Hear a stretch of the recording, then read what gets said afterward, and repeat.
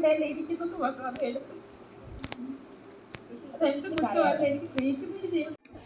Big boss Malayalam season 7 കഴിഞ്ഞ 2 ദിവസമായി social media ആയിക്കോട്ടെ ബിഗ് ബോസ് വീട്ടിനകത്തായിക്കോട്ടെ പ്രധാന ചർച്ചാ വിഷയം രേണു സുധിയുമായി ബന്ധപ്പെട്ട ചർച്ചയാണ്. അനുമോളാണ് അതിന് തുടക്കമിട്ടതും.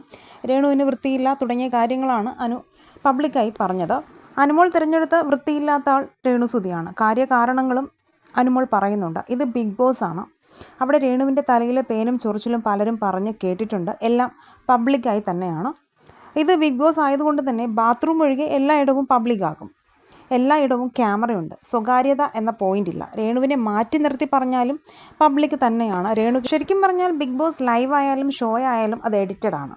ബിഗ് ബോസിന് തെറ്റ് എന്ന് തോന്നുന്നത് എഡിറ്റ് ചെയ്ത് മാറ്റും. എന്തുകൊണ്ട് ഇത് പബ്ലിക്കിന് വിട്ടുകൊടുത്തു എന്നുള്ള ചോദ്യങ്ങളും വരുന്നുണ്ട്. അവർക്ക് ഇതൊക്കെ ഒരു റീച്ചാണ്. ഇതിനു വേണ്ടി മാത്രമാണ് ബിഗ് ബോസ് ഇത്തരക്കാരെ കണ്ടസ്റ്റൻ്റായി തിരഞ്ഞെടുക്കുന്നത്, അവർക്ക് സാലറി നിശ്ചയിക്കുന്നതും.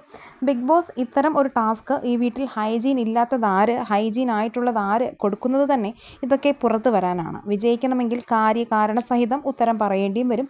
അതേ അനുമോൾ ചെയ്തിട്ടുള്ളൂ. ബിഗ് ബോസ് ഷോയ്ക്ക് വേണ്ടതും അതാണ്. അല്ലാതെ രേണു പറയും പോലെ മാറ്റി നിർത്തി സംസാരിക്കാനൊന്നും ബിഗ് ബോസിൽ പറ്റത്തില്ല. കാരണം ക്യാമറയാണ്. കഴിഞ്ഞ ആഴ്ച ഒരു ടാസ്കിലും അക്ബർ രേണുവിനെ സെപ്റ്റിക് ടാങ്ക് എന്ന പരിവേഷണമാണ് കൊടുത്തത്. അതുപോലെ തന്നെ അനുമോൾ ഈ ആഴ്ചത്തെ ടാസ്കിലും വൃത്തിയില്ലാത്ത ആളെന്ന പരിവേഷം കൊടുത്തു. ഇത് രണ്ടും ഇനി ലാലേട്ടൻ വന്ന് സോൾവ് ചെയ്താലേ പ്രശ്നം പരിഹാരം കാണൂ എന്നുള്ള തരത്തിലാണ് രേണുവിൻ്റെ ഓരോരോ പെരുമാറ്റങ്ങൾ ബിഗ് ബോസിനുള്ളിൽ. അല്ലാതെ വേറൊരു കണ്ടന്റ് രേണു അവിടെ ഉണ്ടാക്കുന്നതുമില്ല. ഈ വിഷയത്തിൽ നിങ്ങളുടെ അഭിപ്രായങ്ങൾ എന്താണെന്ന് പഠിക്കാതെ കമൻറ്റ് ചെയ്യുക. വീഡിയോ ലൈക്ക് ഷെയർ ചെയ്യാനും ചാനൽ ഒന്ന് സബ്സ്ക്രൈബ് ചെയ്ത് സപ്പോർട്ട് ചെയ്യാനും മറക്കല്ലേ ഫ്രണ്ട്സ്.